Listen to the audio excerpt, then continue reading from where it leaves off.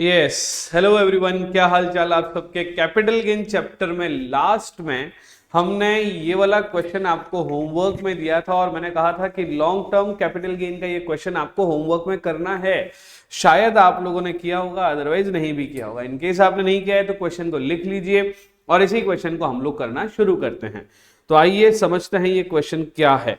Asset purchased as on 1st 9/2003 for ₹5,05,550। I repeat, 5,05,50 में asset purchase करी है। 5,05,50 में अगर असेट परचेज करी है तो सेल कब करी है? सेल कब करी है? 35 लाख रुपीज में 1 जुलाई 2023 को असेट को सेल किया है। ठीक है, उसके बाद में खर्चा हुआ है, एक्सपेंसेज ऑन ट्रांसफर जो है वो है 2%। एक्सपेंसेज ऑन ट्रांसफर जो है वो कितना है? 2% है। आपको कैलकुलेट करना है कैपिटल गेन। आई रिपीट, आपको क्या कैलकुलेट करना है?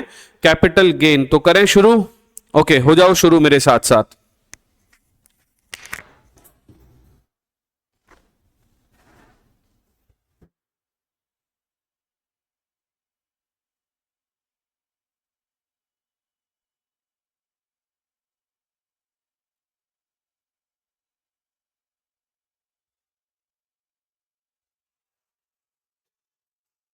Yes yes yes yes yes yes yes, थोड़ा सा विजिबिलिटी का इश्यू था, उसको कंप्लीट कर दिया है। यस, तो असेट परचेज करी है, असेट सेल करी है, कैपिटल गेन होगा। तो निकालते हैं calculation of long term capital gain. ये ऐसा करके ऐसा करके ऐसा करना, ये फॉर्मेट हो गया हमारा। सबसे पहले हम लोग क्या लिखते हैं? Sales consideration. जल्दी से मुझे बताओ सेल्स कंसिडरेशन कितना है। क्वेश्चन में सेल्स कंसिडरेशन डायरेक्ट दे रखा है। क्वेश्चन में सेल्स कंसिडरेशन डायरेक्ट दे रखा है। कितना दे रखा है? 35 लाख। तो मैंने लिख दिया 35 लाख। लेस कर देंगे एक्सपेंसेस ऑन ट्रांसफर। जल्दी से बताओ एक्सपेंसेस ऑन ट्रांसफर कितना है? 2% है एक्सपेंसेस ऑन ट्रांसफर। 35 लाख में बेचा, 2% खर्चा हो गया, तो 35 लाख का 2% ये आ गया आपका 70,000 रुपए। कितना आ गया? कितना आ गया ये? 70,000 रुपए। तो मैंने लिखा 70,000, लेस कर दिया 35 लाख में से, तो आ गया 34,30,000। क्या मैं कह सकता हूं कि ये नेट सेल कंसीडरेशन है? क्या है ये? Net cell consideration. ठीक है, नेट सेल कंसीडरेशन में से लेस कर देंगे हम लोग इंडेक्स्ड कॉस्ट ऑफ एक्विजिशन। मुझे लगता है कि आप लोगों को फॉर्मेट याद होगा। नहीं याद है तो जाओ और पीछे फॉर्मेट देखो, क्योंकि जब तक आप अपने हाथ से फॉर्मेट के क्वेश्चन को 3-4 बार नहीं कर देते तब तक तकलीफ रहती है। एक बार 3-4 क्वेश्चन अपने हाथ से निकल गए ना, फिर कुछ भी देखने की जरूरत नहीं है। Indexed cost of acquisition. तो मुझे बताओ कितने में खरीदा? 5,05,50 रुपए में। तो मैंने लिखा 500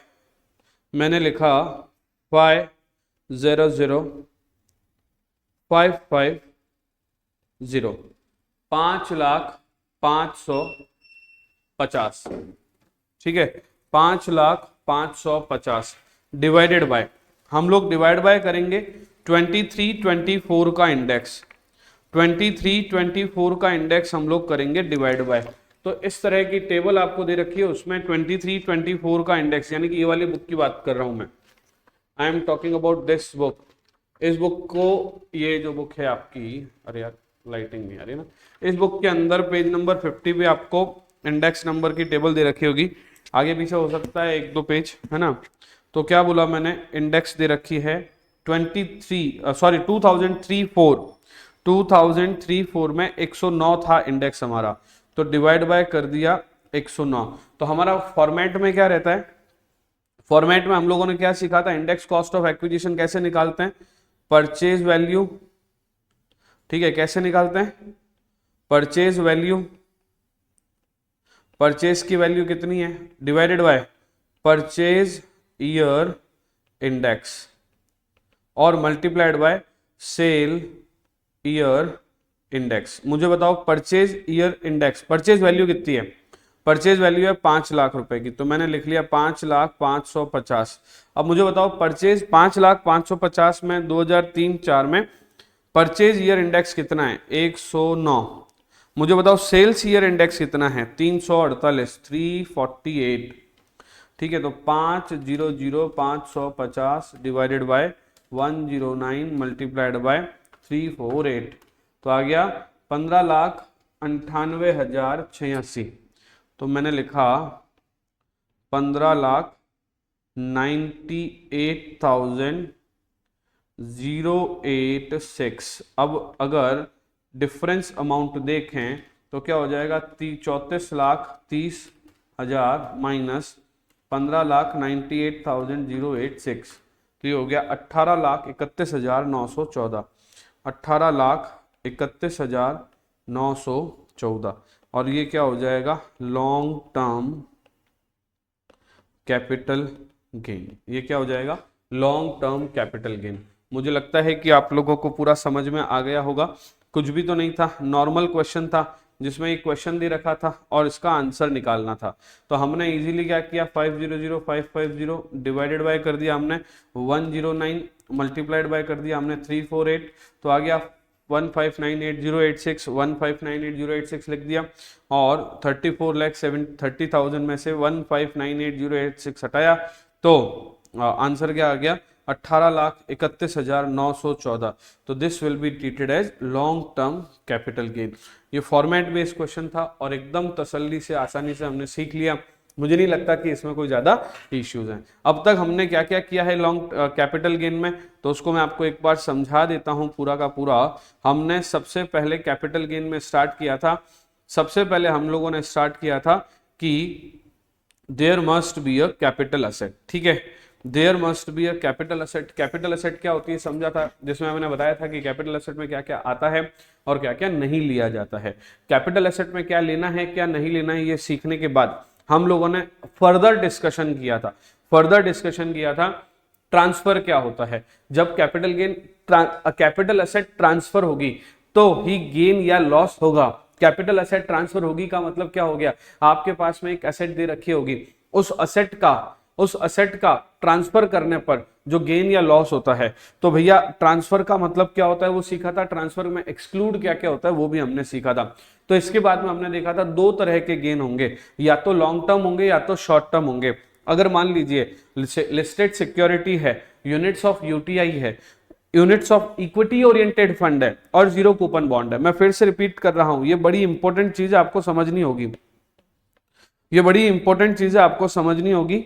सबसे पहले क्या, security listed in recognised stock exchange, दूसरा क्या यूनिट्स ऑफ यूटीआई, तीसरा क्या units of equity oriented fund और चौथा क्या जीरो कूपन बॉन्ड। इन चारों में से अगर कोई भी एसेट है, इन चारों में से कोई भी एसेट है और 1 साल से कम अपने पास में रखिए, इन चारों में से कोई भी एसेट है और 1 साल से कम अपने पास में रखिए, तो ऐसी कंडीशन में अगर 1 साल से कम अपने पास में रखिए तो ऐसी कंडीशन में जो लॉन्ग टर्म कैपिटल होगा उसको कहा जाएगा शॉर्ट टर्म कैपिटल एसेट। क्या कहा जाएगा, शॉर्ट टर्म कैपिटल एसेट। और 1 साल से ज्यादा रखिए तो क्या कहा जाएगा, लॉन्ग टर्म कैपिटल एसेट। बात को समझना, यहां पे वर्ड क्या है, लिस्टेड सिक्योरिटी, यानी कि सिक्योरिटी जो कि लिस्टेड है स्टॉक एक्सचेंज में, दूसरे नंबर पे यूटीआई के यूनिट, तीसरे नंबर पे इक्विटी ओरिएंटेड फंड और चौथे नंबर पे जीरो कूपन बॉन्ड। इन चार में से कोई भी एसेट हो तो उसमें 1 साल लेना होता है। अनलिस्टेड शेयर्स हैं, मतलब देखो लिस्टेड आ गए ऊपर 1 साल में, अनलिस्टेड आ गए नीचे यानी कि 2 साल में। और इमूवेबल प्रॉपर्टी, थर्ड नंबर पे क्या बोला, इमूवेबल प्रॉपर्टी। और इमूवेबल प्रॉपर्टी के केस में कितना साल लेना है, तो बोले 2 साल लेना है। 2 साल से ज्यादा हो तो लॉन्ग टर्म, 2 साल या उससे कम हो तो शॉर्ट टर्म। इसके अलावा कोई और एसेट है और 3 साल से ज्यादा के लिए रखी हुई है तो क्या होगा, लॉन्ग टर्म, और 3 साल से कम के लिए रखी हुई है तो क्या होगा, शॉर्ट टर्म। तो ये था अपना शॉर्ट टर्म और लॉन्ग टर्म का खेल। और इसके बाद में हमने सीखा था उसका शॉर्ट टर्म और लॉन्ग टर्म का फॉर्मेट। तो आप लोगों ने शॉर्ट टर्म और लॉन्ग टर्म के दोनों के फॉर्मेट देखे थे। इसमें मैंने आपको एक चीज बीच में से हटवा दी थी, एक चीज मैंने बीच में से हटवा दी थी और वो था, एक बार आप एग्जाम्शन के बारे में मत सोचो, ठीक है। मैंने आपको क्या कहा था, एक बार आप एग्जाम्शन के बारे में मत सोचो, एग्जाम्शन के बारे में हम लोग सोचेंगे बाद में, ठीक है। अभी सिर्फ इतना सा समझना है आपको कि हमें क्या क्या करना है। सबसे पहले सेल कंसिडरेशन, सेल कंसिडरेशन में माइनस क्या करना होता है, एक्सपेंसेस ऑन ट्रांसफर, तो आ जाता है नेट सेल कंसिडरेशन। इसमें दो चीजें माइनस होगी, indexed cost of acquisition, indexed cost of improvement. और इंडेक्स्ड कॉस्ट ऑफ एक्विजिशन का मैंने आपको फॉर्मूला लिखवा दिया, इंप्रूवमेंट का मैंने आप लोगों को फॉर्मूला लिखवा दिया। अब हम लोग कुछ चीजें डिस्कशन करते हैं, ठीक है, आइए समझते हैं।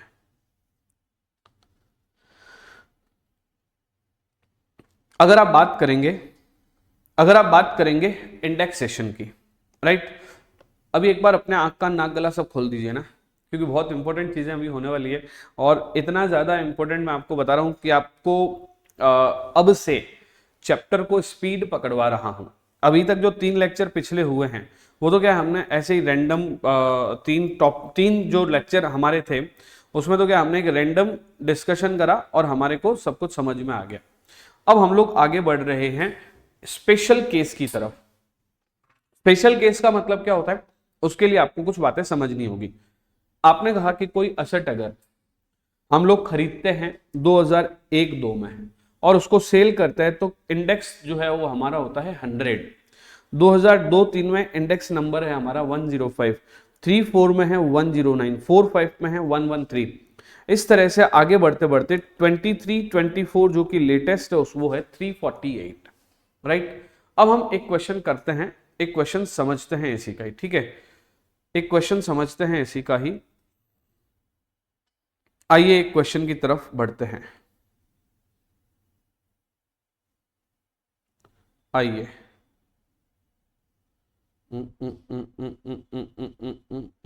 नहीं, यस, यहीं से समझते हैं एक क्वेश्चन को, ठीक है। सपोज मान लीजिए कि Ram purchased an asset, Ram purchased an asset, Ram ने क्या परचेज करी है, एन असेट एज ऑन 1 अप्रैल 1994। कब परचेज करिए, 1994 फॉर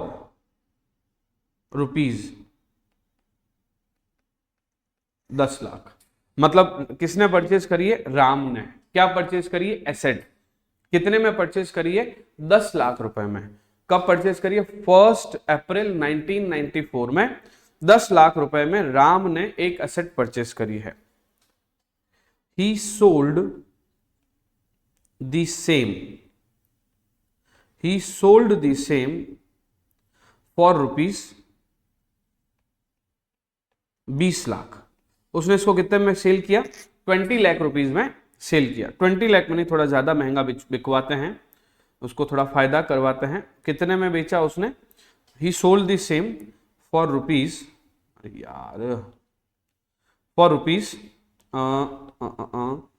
₹40 लाख, 40 लाख रुपीज में उसने सेल कर दिया। As on 1 July 2023, 1 July 2023। Calculate capital gain for Ram. अभी मैंने इसका आंसर करना शुरू करना है। आप लोग एक काम कीजिए, आप लोग इसका आंसर करना शुरू कीजिए मेरे साथ साथ, मैं लिख देता हूं, है ना। सबसे पहले क्या लिखेंगे, कैलकुलेशन ऑफ कैपिटल गेन। सब लोग एक बार एकदम एक्टिव रहना, ध्यान रखना, बहुत इंपॉर्टेंट चीज आने वाली है अभी। सब लोग एक्टिव रहना, इंपॉर्टेंट चीज आने वाली है। Calculation of capital gain from Ram, for Ram. सबसे पहले हम लोग क्या लिखते हैं, सेल कंसिडरेशन। कितने में बेचा, 40 लाख रुपए में बेचा, तो मैंने लिख दिया 40 लाख। लेस कर देंगे एक्सपेंसेस ऑन ट्रांसफर, एज हमेशा हम लोग करते हैं, तो ये आ गया नील। तो हमारा आ गया नेट सेल कंसिडरेशन। कितने रुपए आ गए, 40 लाख। अब लेस करेंगे, क्या लेस करेंगे, इंडेक्स्ड कॉस्ट ऑफ एक्विजिशन, ये आपको अपने आप करना है, अभी करिए फटाफट से। इंडेक्स्ड कॉस्ट ऑफ एक्विजिशन से आप अपने आप करिए, मैं इतनी बार बता चुका हूं, और यहीं से हमारा कॉन्सेप्ट शुरू होगा। अब जल्दी से करिए, जब तक मैं पानी वानी पी लेता हूं, आप लोगों का वेट कर लेता हूं, ठीक है। I am giving you 1 minute, it's 15 minutes and 18 second, मैं आपको 1 मिनट देता हूं।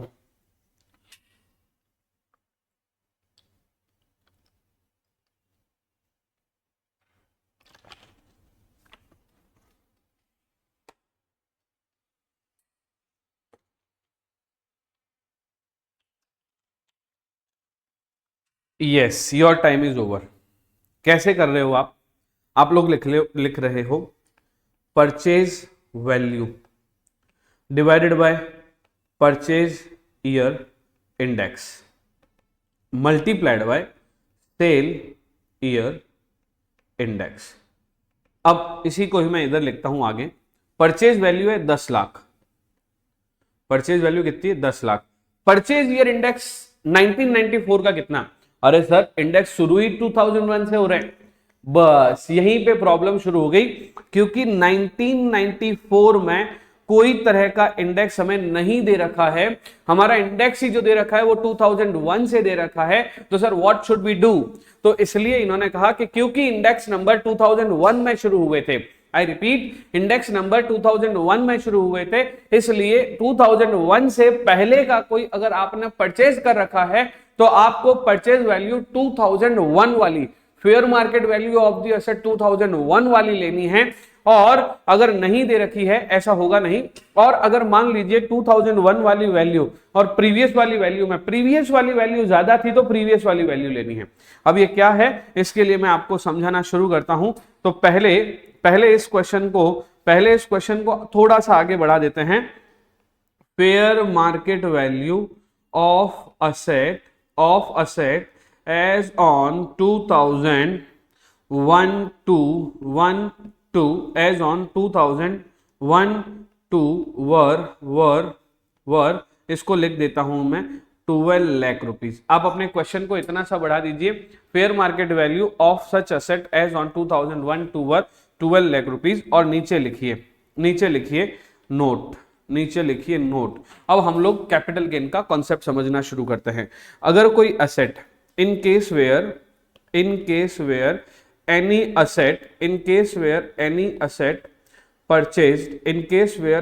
asset purchased before 2001 to then in that case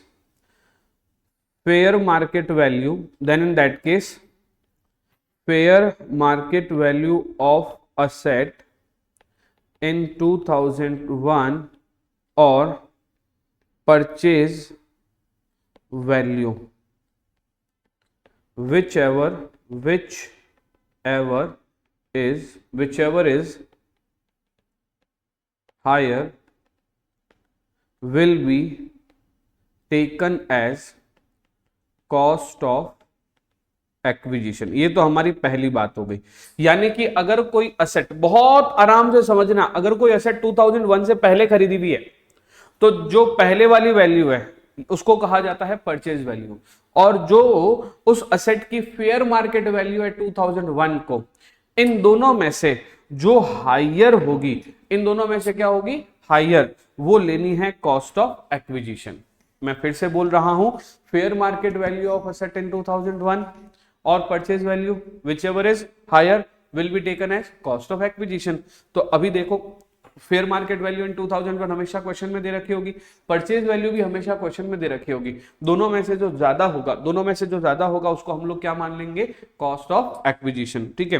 and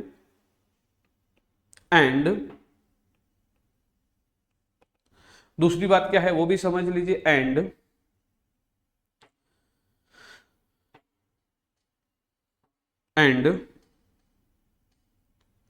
cost inflation index of year 2001 will be taken as base year, यानी कि जो हमारा कॉस्ट एक्विजिशन इंडेक्स है 2001 का, वो कितना है 100, उसको बेस में ले लेंगे। जैसे मान लीजिए अगर हम इसी क्वेश्चन को करते, इसी क्वेश्चन को अगर हम लोग पहले एक बार इसको नोट कर लीजिए आप लोग आराम से, आप लोग इसको नोट कर लीजिए आराम से, एकदम आराम से नोट करना। In case where asset purchase before 2001-2, then in that case fair market value of asset in 2001 और purchase value whichever is higher will be taken as cost of acquisition. ठीक है, अब क्योंकि हमने 2001 की वैल्यू ली है, इसलिए क्योंकि हमने 2001 की वैल्यू ली है, इसलिए हमारे लिए 2001 वाली वैल्यू हमारे लिए क्या हो गई, 2001 वाली वैल्यू हमारे लिए क्या हो गई, कॉस्ट ऑफ एक्विजिशन। तो क्योंकि 2001 की वैल्यू लिए, इसलिए बेस ईयर भी क्या लेंगे 2001 वाला जो कि 100 होता है, बेस ईयर भी क्या लेंगे 2001 वाला जो कि कितना होता है 100 होता है। क्लियर है सबको एकदम अच्छे से? मुझे लगता है कि कोई दिक्कत तो अब इसमें नहीं होनी चाहिए, राइट है? Yes, okay done. अब इस क्वेश्चन को अगर करने की कोशिश करेंगे हम लोग तो कैसे करेंगे? क्वेश्चन में दे रखा है 2001-2 का 12 लाख वैल्यू है, 1994 की 10 लाख वैल्यू है। तो समझना इसी को ही हम लोग इसी फॉर्मूले को ही यहां पर साइड में मैं लिख देता हूं, working note, indexed cost of acquisition working note number 1, और यहां पे वर्किंग नोट नंबर 1 में लिख लेते हैं परचेज वैल्यू 2001-2 की 12 लाख है, 1994 की 10 लाख है। हायर कौन है? हायर है 12 लाख, तो हम लोग क्या लेंगे 12 लाख। तो मैंने लिख दिया यहाँ पे 12 लाख, क्योंकि हमने 2001-2 की वैल्यू ली है तो परचेज ईयर इंडेक्स क्या हो जाएगा 100, परचेज ईयर इंडेक्स क्या हो जाएगा 100, सेल्स ईयर इंडेक्स क्या हो जाएगा 348 जो हमेशा होता है। तो बस 12 lakh divided by 100 multiplied by 348, तो ये हो जाएगा 41,76,000। ठीक है, अरे सर ये तो नुकसान में आ रहा है, तो हमारे का क्या गया, हमारा क्या गया 12 lakh divide by 100 into 348, 41 lakh, तो हमारा लॉस हो गया लॉन्ग टर्म कैपिटल लॉस, है ना, गेन नहीं होगा, लॉस हो जाएगा। कितना हो जाएगा loss 176,000, this is loss, 1,76,000 will be loss. Yes sir कि नो सर? Yes sir. मुझे लगता है कि ये बात आपको समझ में आ गई होगी। अगर अभी इसको हम लोग एकदम व्यवस्थित रूप से भी समझ लेते हैं, आइए समझते हैं। ठीक है, एक बार आपको नोट करने के लिए समय दूं, पॉज करने के जितना समय दूं, आप पॉज करके इसको नोट कर लीजिए। ठीक है, इसको आप लोग नोट कर लीजिए, क्वेश्चन का आंसर है, पॉज कर लो और नोट कर लो, पॉज कर लो और नोट कर लो। ठीक है, और इसके कॉन्सेप्ट को भी अगर आपने नहीं नोट किया था तो पॉज करके नोट कर लो, राइट। अब हम लोग चलते हैं यहां पर, दिस इज यस, एक बार आप इसको पढ़ लीजिए, इंडेक्स कॉस्ट ऑफ इंप्रूवमेंट। पहले इंडेक्स कॉस्ट ऑफ एक्विजिशन देख लो, देख लिया। अब है in case property purchase before 2001-2, then cost of acquisition will be fair market value as on 2001, अभी हमने डिस्कशन किया ही था। उसके बाद में whichever is higher will be taken and the base index value will be 100। तो मुझे नहीं लगता कि इसमें आप लोगों को कोई दिक्कत होगी अब, क्योंकि एकदम पूरा हमने तसल्ली से सीखा भी है। ठीक है, उसके बाद में एक और चीज इन्होंने जो मेरे को आपको जो बतानी थी वो ये थी, वो थी कॉस्ट ऑफ इंप्रूवमेंट। जल्दी से एक बार लिखिए कॉस्ट ऑफ इंप्रूवमेंट, और इसको कॉस्ट ऑफ इंप्रूवमेंट को मैं पहले समझा देता हूं। कॉस्ट ऑफ इंप्रूवमेंट का मतलब क्या होता है, जैसे मान लीजिए मैंने लैंड ली, वो लैंड जो ऐसे डिब्बे के रूप में ऐसे उसके ऊपर ऐसे बहुत सारा ऐसे हाइट वगैरह थे, मिट्टी विट्टी आई हुई थी, या लैंड पूरी ऐसे मतलब जमीन से थोड़ी नीचे थी, मिट्टी विट्टी भरवानी थी उसमें ना। तो अगर मान लीजिए लैंड अगर सही नहीं है तो हम उस लैंड की लेवलिंग करवाएंगे, उस लैंड की बाउंड्री करवाएंगे, उस लैंड का हम लोग रजिस्ट्री वगैरह करवाएंगे। ठीक है, क्योंकि हमने लैंड परचेस करी है तो रजिस्ट्री वगैरह सब होगी। तो जब हम लैंड परचेस करते हैं उसके ऊपर भी कई बार खर्चा करते हैं। कई बार क्या होता है, अपने आंख का नाक गला सब खोलो, एक बार सब लोग इधर ध्यान देना एकदम पूरा तसल्ली से। जब हम लैंड परचेस करते हैं तो लैंड परचेस करने के ऊपर बाद में उसके ऊपर इंप्रूवमेंट का खर्चा भी किया जाता है। सपोज हमने किसी लैंड को परचेस किया, उसके ऊपर हमने इंप्रूवमेंट का खर्चा किया, लेवलिंग का खर्चा किया, लेवलिंग के अलावा हम लोगों ने उसमें खर्चा किया, क्या बोलते हैं इसको, लेवलिंग के अलावा हम लोगों ने उस पर खर्चा किया बाउंड्री का, बाउंड्री वॉल के अलावा हम लोगों ने खर्चा किया उसके ऊपर, और भी ढेर सारे हमने उसके ऊपर खर्चे किए। तो जब हम इस तरह से बहुत सारे खर्चे कर लेते हैं, जब हम इस तरह से बहुत सारे खर्चे कर लेते हैं तो उन खर्चों को कहा जाता है कॉस्ट ऑफ इंप्रूवमेंट, है ना। एक बिल्डिंग बनी हुई है, बिल्डिंग के ऊपर हमने एक और रूम बना लिया, एक रूम बना हुआ है, उसके अंदर हमने टाइल्स वाइल्स लगा दी, कलरिंग वगैरह करवा के उसको और ज्यादा अच्छा और सुंदर बना दिया। These expenses are known as improvement cost. क्या कहा जाता है इनको? Improvement cost. और कॉस्ट ऑफ इंप्रूवमेंट जब भी की जाती है वो भी लॉन्ग टर्म वैसे लेस हो जाती है, वो भी लॉन्ग टर्म वैसे लेस हो जाती है। जैसे समझिए यहाँ पे जो फॉर्मेट दे रखा है इसमें देखिए हमने दो चीजें लेस कर रखी है, index cost of acquisition, index cost of improvement. Improvement word का मतलब क्या हो गया? हमें उसको थोड़ा इंप्रूव करना है, हमें उसको थोड़ा बढ़ाना है, उसको थोड़ा आगे ले जाना है, और जो आगे ले जाने वाला काम होता है उसको हम लोग इंप्रूवमेंट कहते हैं, राइट। सपोज आपके पास में ना आपने कोई लोगो बनवाया, लोगो बनवाया वो ठीक है, लोगो की ब्रांडिंग करके उसके ऊपर आपने ट्रेडमार्क का खर्चा कर दिया, इंप्रूवमेंट का खर्चा हो गया। आपने कोई लैंड परचेस करी, उसके ऊपर बिल्डिंग बना दी, लैंड बिल्डिंग का इंप्रूवमेंट का खर्चा हो गया। आपने कोई भी तरह की आपने एसेट लिए, गोल्ड लिया है, गोल्ड जो है वो उसकी ज्वेलरी थी, ज्वेलरी मतलब जैसे सपोज कीजिए, मैं आपको समझाने की कोशिश करता हूं अगर शायद इंप्रूवमेंट और ज्यादा अच्छे से, मारवाड़ी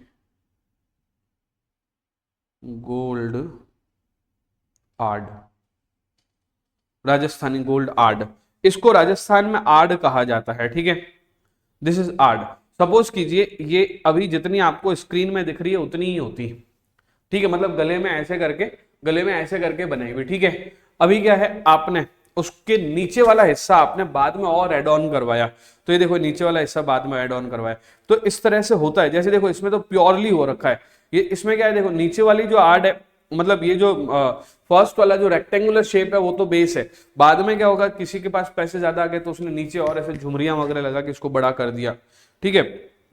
ठीक वैसे ही जैसे ये वाली आर्ट है, तो इसमें क्या होता है कि इसमें ऐसे प्लेट बनाई हुई है, नीचे वाला जो है ना, ये नीचे वाले गोले ये बाद में लगवा सकते हैं। ये तो प्योरली ऐसा तो हमारे घर पे भी हो रखा है। जैसे हमारी मम्मी के इस तरह का एक गोल्ड का ऐसा आर्ट हुआ करती थी, राइट। तो पापा को लगा कि इस आर्ट को थोड़ा और जैसे भरा भरा सा कर देते, तो नीचे ऐसे करके इन्होंने और इस तरह से पापा ने इसको और बढ़वा दिया। तो पापा ने तो ऐसे लंबी लंबी लंबी लंबी लंबी लंबी ऐसे चेन्स बनवाई थी। तो कहने का मतलब ये हुआ कि वो पहले गोल्ड था, अब उस गोल्ड को और बढ़ा दिया, तो this is called improvement, this is called improvement in gold. तो इंप्रूवमेंट हम जितना भी करते हैं, जितना भी हम लोग इंप्रूवमेंट करते हैं ना, वो इंप्रूवमेंट उसमें ऐड हो जाता है, जितना भी हमने इंप्रूवमेंट किया उसमें ऐड हो जाता है। तो कॉस्ट ऑफ इंप्रूवमेंट भी सेल्स में से लेस होती है। तो यहाँ पे देखो, आप अगर लॉन्ग टर्म कैपिटल गेन को अच्छे से देख पा रहे होंगे, तो पहले क्या लिखा है, सेल कंसिडरेशन, बाद में क्या माइनस किया, एक्सपेंसेस ऑन ट्रांसफर, बाद में क्या माइनस किया, नेट सेल कंसिडरेशन आ गया। तो दो चीजें माइनस करी है, पहले इंडेक्स कॉस्ट ऑफ एक्विजिशन, दूसरा इंडेक्स कॉस्ट ऑफ इंप्रूवमेंट। तो कहने का मतलब ये हुआ कि इंडेक्स कॉस्ट ऑफ इंप्रूवमेंट और एक्विजिशन दोनों खर्चे हैं हमारे, माइनस करने के बाद जो वैल्यू आती है उसको क्या बोलते हैं, उसको बोलते हैं लॉन्ग टर्म कैपिटल गेन। तो इस फॉर्मेट को आप लोग फिर से लिख दीजिए और लिखिए कि इंप्रूव, वैसे मैंने शायद आपको cost of index cost of improvement के लिए भी कुछ ना कुछ तो फॉर्मूला वगैरह लिखवाया होगा, और इनकेस मुझे याद नहीं आ रहा है आप लोग एक बार फिर से लिख दीजिए। लिखिए पहले format, calculation of long term capital gain का फॉर्मेट लिखिए, सेल कंसिडरेशन लिखिए, माइनस कीजिए एक्सपेंसेस और ट्रांसफर, नेट सेल कंसिडरेशन आ जाएगा। तो नेट सेल कंसिडरेशन के बाद में माइनस कीजिए indexed cost of acquisition, minus कीजिए इंडेक्स्ड कॉस्ट ऑफ इंप्रूवमेंट, है ना, इंडेक्स कॉस्ट ऑफ इंप्रूवमेंट भी माइनस कीजिए, कर दिया। अब इंडेक्स कॉस्ट ऑफ इंप्रूवमेंट होता क्या है उसको मैं आपको समझाना शुरू करता हूं, ठीक है। आइए फॉर्मूला लिखिए इंडेक्स कॉस्ट ऑफ इंप्रूवमेंट का, इधर indexed cost of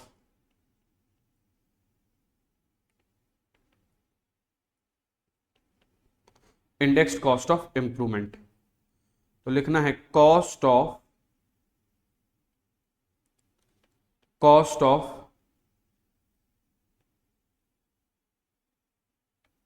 improvement divided by cost of improvement divided by improvement year index, improvement year index multiplied by sale year index. ये किसका फॉर्मूला हो जाएगा? इंडेक्स्ड कॉस्ट ऑफ इंप्रूवमेंट का। किसका formula हो जाएगा?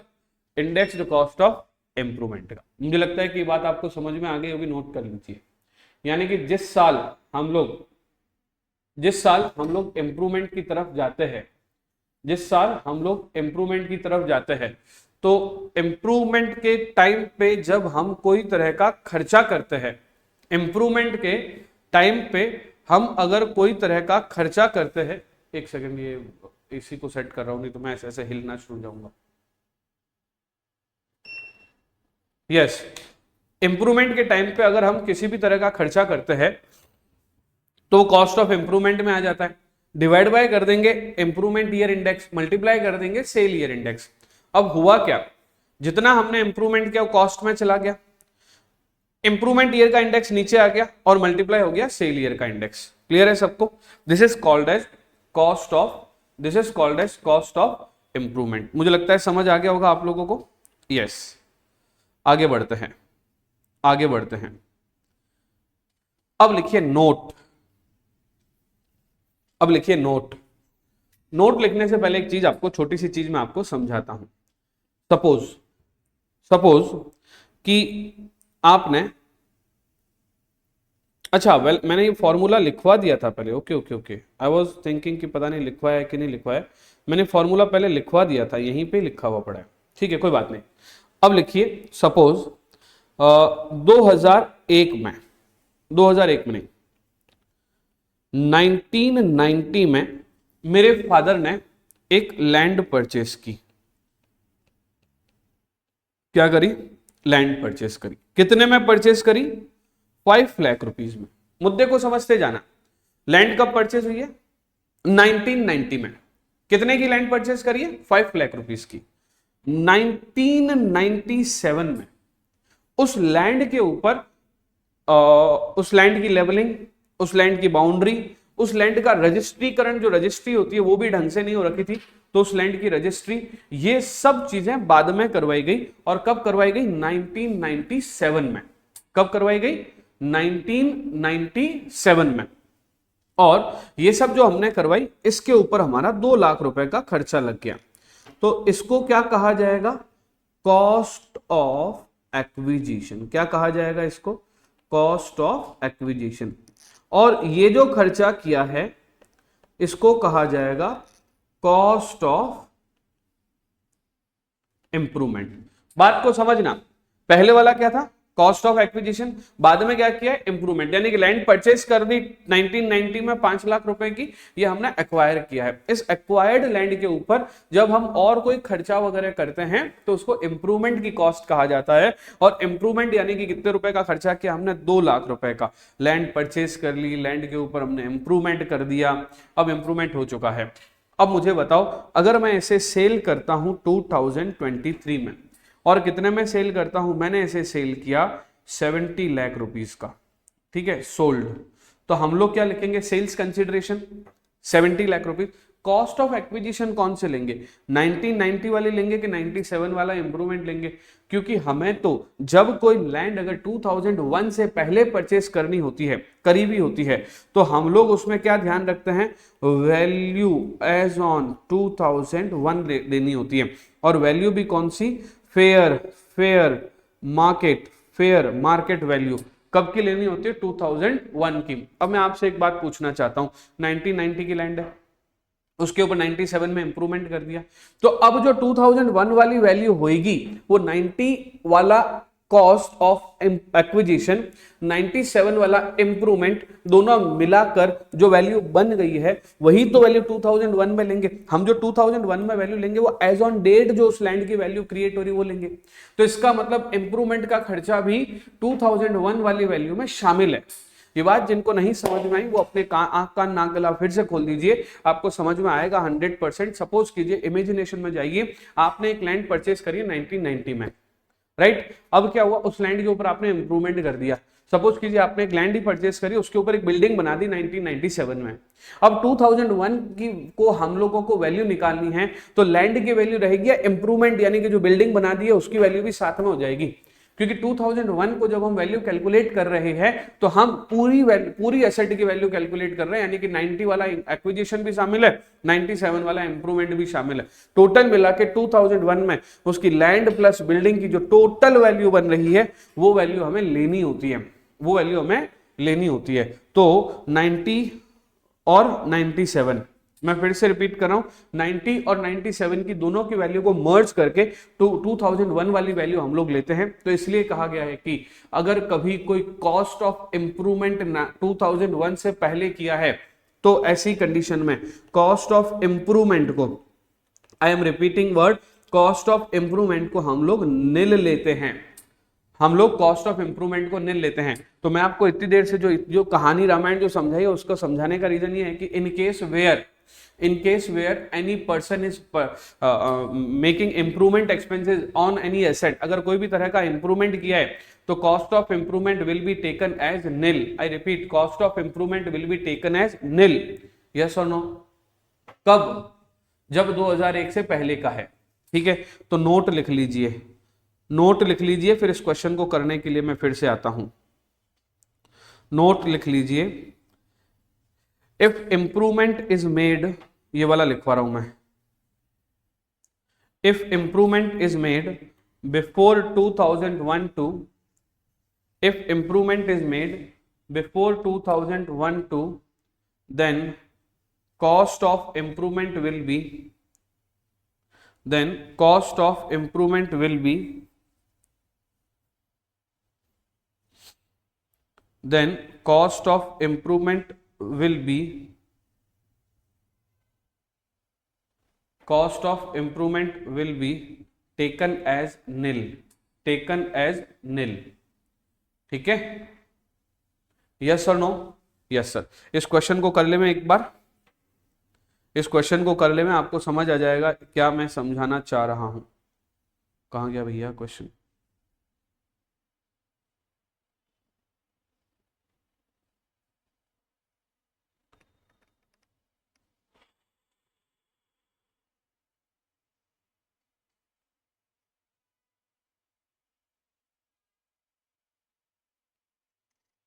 ये रहा। यस, लैंड परचेस कब किए? 1990 में।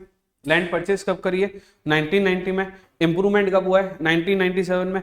2001 की फेयर मार्केट वैल्यू क्या दे रखी है? 2001 की फेयर मार्केट वैल्यू दे रखी है 10 लाख। तो देखो मेरी बात सुनो, 5 लाख का एक्विजिशन, 2 लाख का इंप्रूवमेंट, टोटल 7 लाख, वैल्यू बना दी 10 लाख। तो मुझे बताओ जो वैल्यू है वो 2001 की लेंगे और बेची कितने में? 2023-24 में 70 लाख में। तो calculation of capital gain, right. सबसे पहले सेल कंसीडरेशन, कितने रुपए सेल्स कंसीडरेशन के? 70 लाख रुपए, less cost of expenses on transfer है नहीं तो मैं लिख भी नहीं रहा, मैं सीधा लिख रहा हूं indexed cost of acquisition, indexed cost of acquisition. ध्यान रखना इंप्रूवमेंट जो है 1997 का है, 2001 से पहले का है, तो जीरो हो गया। परचेज 1990 की है 5 लाख, तो हमें वैल्यू कब की लेनी है? 2001 की। तो 2001 की वैल्यू क्या बन रही है? 10 लाख डिवाइडेड बाय 100, क्योंकि 100 हो गया हमारा purchase year index, multiplied bye 348, तो हो जाएगा 10 lakh divided by 100 multiplied by 348, तो आ गया 34,80,000। डिफरेंस अमाउंट आ जाएगा हमारा लॉन्ग टर्म कैपिटल गेन, तो इसमें से 70 लाख में से माइनस कर दिया तो आ जाएगा 35,20,000। ये क्या हो गया मेरा लॉन्ग टर्म कैपिटल गेन। यहां तक अगर किसी को भी कोई भी इशू है तो बताओ, यहां तक किसी को भी कोई भी इशू है तो मुझे मैसेज कर दो। बाकी उसके अलावा बाकी सब एकदम सुरक्षित और अच्छे से हो चुका है। 35,20,000 हमारा लॉन्ग टर्म कैपिटल गेन आ चुका है। With this I conclude that हम लोगों ने अभी तक क्या क्या पढ़ लिया है। हमने कैपिटल गेन का एक बेस क्रिएट कर लिया है, फॉर्मेट समझ गए हैं। फॉर्मेट में हमने सेल्स कंसिडरेशन क्या होता है हमें पता चल गया, एक्सपेंसेस और ट्रांसफर क्या होता है पता चल गया, और इंडेक्स कॉस्ट ऑफ एक्विजिशन क्या होता है we know that, index cost of improvement क्या होता है we also know that. In case 2001 से पहले का इंडेक्स है तो 2001 से पहले का परचेज है तो value as on value before 2001 और 2001 विच एवर इज हायर हम लोग ले लेंगे, डिवाइड बाय में परचेज ईयर इंडेक्स रखते हैं वो हमेशा 100 रखेंगे, मल्टीप्लाइड बाय 348 ही करेंगे, है ना, क्योंकि सेल ईयर इंडेक्स लिया जाता है। अब हम अगर इस लेक्चर में ही आगे बढ़ना चाहें तो हम लोगों को समझना होगा कि इंडेक्सेशन बेनिफिट कब, मैं कंक्लूड नहीं कर रहा हूं, हमें समझना होगा इंडेक्सेशन बेनिफिट कब नहीं मिलता है। आवर क्वेश्चन इज हमें इंडेक्सेशन बेनिफिट कब नहीं मिलता है। तो अब आपको ये समझना होगा कि इंडेक्सेशन बेनिफिट का मतलब क्या होता है। ये जो हम फॉर्मूला लगा रहे हैं ना ये इंडेक्सेशन बेनिफिट है। ये जो फॉर्मूला हम लगा रहे हैं 100 मल्टीप्लाइड बाय 348 ये जो हम लोग कर रहे हैं ये फॉर्मूला जब भी लगता है इसे इंडेक्सेशन बेनिफिट कहा जाता है। कुछ कुछ केस ऐसे हैं जिसमें असेट की वैल्यू इंक्रीज ही नहीं हो रही है, कुछ असेट्स ऐसी होती है जिसकी वैल्यू इंक्रीज ही नहीं हो रही है, और जब वैल्यू इंक्रीज ही नहीं होगी तो इंडेक्सेशन बेनिफिट क्यों देंगे। तो इंडेक्सेशन बेनिफिट का मतलब क्या हो गया, जितने में परचेज करी थी उसमें हम लोग divide by purchase year index multiplied by sale year index करके परचेज वाली वैल्यू को हम लोग इंक्रीज कर रहे हैं। तो इनका कहना है कि हम क्यों परचेज वाली वैल्यू को इंक्रीज करें भैया, हम लोग परचेज वाली वैल्यू को इंक्रीज करे बिना भी तो काम कर सकते हैं ना। तो वो कब करना है, तो जब जब इंडेक्सेशन बेनिफिट अवेलेबल नहीं होगा। अब आप कहेंगे कि सर इंडेक्सेशन बेनिफिट तो उन सारी एसेट में अवेलेबल नहीं होना चाहिए जिनकी वैल्यू इंक्रीज नहीं होती है। जैसे मैं आपको बोलता हूं डेप्रिशिएबल एसेट, फर्ज कीजिए मैं सेकंड पॉइंट पढ़ा रहा हूं इसका, फर्ज कीजिए सपोज कीजिए आपने एक मशीन परचेस करी, मशीन की कीमत है 50 लाख रुपए, मशीन डेप्रिशिएट हो रही है, हर साल मशीन की वैल्यू कम होती है 20% से। सपोज कीजिए 50 लाख की एसेट थी, 20% कम होकर 40 लाख हो गई, अगले साल और 20% कम हो गई तो 40 लाख में से 20% 8 लाख रुपीस कम हो गए, तो अभी एसेट की वैल्यू 32 लाख हो गई। अब मैं एसेट को सेल करने जाता हूं तो माय क्वेश्चन इज हम इंडेक्सेशन करेंगे या विदाउट इंडेक्सेशन हम लोग एसेट को सेल कर देंगे। भैया इंडेक्सेशन क्यों करेंगे, क्योंकि मशीन की वैल्यू जो डेप्रिशिएट होती है, तो ये कह रहा है कि इंडेक्सेशन कब कब नहीं होता, हम एप्रिशिएशन जो कर रहे हैं ना वो आज की वैल्यू निकालने के लिए कर रहे हैं। अगर हमने 2001 वाली एसेट ली, 2001 वाली एसेट हमने आज की वैल्यू निकालना है इसलिए हम डिवाइड बाय 100 मल्टीप्लाइड बाय 348 कर रहे हैं। कभी 2014-15 की एसेट होगी, 2014-15 की, उस एसेट की वैल्यू को 23-24 की वैल्यू तक लाना है, इसलिए हम लोग इंडेक्सेशन कर रहे हैं। तो मेरे दोस्तों इंडेक्सेशन बेनिफिट कब नहीं अवेलेबल होता है, जब असेट एप्रिशिएबल ना हो। जैसे यहां पर देखना आप सबसे पहले लिखा हुआ है बॉन्ड्स और डिबेंचर, दूसरा लिखा है डेप्रिशिएबल असेट। तो मैं वन बाय वन आपको समझाता हूं। बॉन्ड्स और डिबेंचर जो होते हैं ना, जितने में खरीदते हैं उतने में रिडीम हो जाता है। आपने अगर बॉन्ड्स और डिबेंचर खरीदे हैं 100 रुपए के, एट डिस्काउंट और एट प्रीमियम उसको हम रिडीम कर लेते हैं, तो रिडेम्पशन इज डिफरेंट थिंग। अच्छा, at premium is different thing, but premium कितना होता है 5% 10%, वो वैल्यू इंक्रीज नहीं है, वो हम लोग मार्केट की डिमांड सप्लाई के बेसिस पर उसको हम लोग इंक्रीज कर रहे हैं। तो what I am trying to explain is, जब कभी भी हम कोई एसेट सेल करते हैं, जब बैठना 2 मिनट है ना, हम जब कभी भी हम कोई एसेट सेल करते हैं तो हम एप्रिशिएबल वैल्यू देखते हैं। कौन सी वैल्यू देखते हैं, एप्रिशिएबल, इसलिए हम लोग उसका एप्रिशिएशन करते हैं डिवाइड बाय और मल्टीप्लाइड बाय करके। यहां पर मैं आपको एक बात समझाने की कोशिश कर रहा हूं, बॉन्ड्स और डिबेंचर की वैल्यू इंक्रीज नहीं होती है, जितने में इश्यू करते हैं उतने में रिडीम हो जाता है। सपोज अगर किसी कंपनी है XYZ लिमिटेड, आप उसके डिबेंचर खरीदोगे, आपने 2011 में खरीदे 100 रुपए के 1000 डिबेंचर, रिडेम्पशन के टाइम पे अगर प्रीमियम भी है 10% तो 110 रुपए के 1000 हो जाएंगे, डिस्काउंट है तो 90 रुपीज के 1000 हो जाएंगे, और एट पार है तो 100 के 100 ही रहेंगे। ये वैल्यू एप्रिसिएशन नहीं हुआ है कि 100 का 500 हो गया, 100 का 600 हो गया, 100 का 300 हो गया, 100 का 100 ही रहता है। तो इश्यू और रिडेम्पशन के टाइम पे डिबेंचर की वैल्यू सेम होती है, इसलिए इंडेक्सेशन का बेनिफिट नहीं मिलेगा, मतलब कि आपको सेल्स में से direct cost of acquisition minus कर देना है। डिबेंचर का क्वेश्चन आ जाएगा sales minus cost of acquisition indexation किए बिना। डेप्रिशिएबल का depreciable asset machinery plant furniture वगैरह आता है, तो आपको जो वैल्यू एज ऑन डेट है वही लेनी है, मतलब कॉस्ट ऑफ एक्विजिशन जो है वो एज ऑन डेट यानी कि डेप्रिसिएट करके जो वैल्यू होती है वो लेनी होती है, ठीक है। उसी तरह से स्लम सेल, स्लम सेल क्या होता है, जब आप पूरी की पूरी अंडरटेकिंग बेच रहे हो। स्लम सेल का मतलब क्या हो गया, आप पूरी की पूरी अंडरटेकिंग बेच रहे हो, तो पूरी जब अंडरटेकिंग आप अपनी बेचते हो यानी कि पूरा का पूरा बिजनेस बेच देते हो। सपोज मेरे एक बिजनेस है, रेस्टोरेंट है, जिसके अंदर मेरे पास असेट है, और उस रेस्टोरेंट को मैं पूरा का पूरा सेल कर दूं तो उसे कहा जाता है स्लम सेल। क्या कहा जाता है उसे, स्लम सेल। एक बार कॉफी लेना जाए ना ऊपर, 2 मिनट नहीं थारी कॉफी लेना जाए, ठीक है। स्लम सेल का मतलब क्या होता है, जब हम पूरी की पूरी असेट सेल करते हैं, ठीक है। जैसे मान लीजिए असेट है, लाइबिलिटी है, हमने पूरी की पूरी असेट सेल कर दी अपनी लाइबिलिटी को लेस करके, तो सामने वाला जो है ना वो लैंड भी परचेस कर रहा है जो एप्रिशिएबल है, और मशीनरी भी परचेस कर रहा है, land machinery building trademark copyright goodwill है ना, उसके अंदर डेटर भी है, कैश भी है, स्टॉक भी है, पूरा का पूरा बिजनेस सेल कर रहे हैं, पूरा का पूरा बिजनेस का एक अंडरटेकिंग सेल कर रहे हैं, उसको कहा जाता है स्लम सेल। तो स्लम सेल के केस में हम लोग वैल्यूएशन करवा के आज की वैल्यू निकालते हैं, जिसको हम लोग नेटवर्थ की वैल्यू बोलते हैं, असेट माइनस लाइबिलिटी, और उसकी फिर अगर उस अमाउंट से ज्यादा में अगर बिजनेस खरीदा है किसी ने तो डिफरेंस अमाउंट हमारे लिए कैपिटल गेन हो जाता है। उसके बाद में इन्होंने बोला ऑफशोर फंड्स वगैरह होते हैं, ऑफशोर फंड्स होते हैं, अगर फॉरेन करेंसी के ऑफशोर फंड्स अगर परचेस किए हैं तो उसका भी हम लोग एप्रिसिएशन नहीं होता है, मार्केट वैल्यू नहीं होती है। Gold deposit receipt purchased in foreign currency and transfer to non resident, gold नहीं है, ध्यान रखना है ना, इसको कर दीजिए ग्लोबल,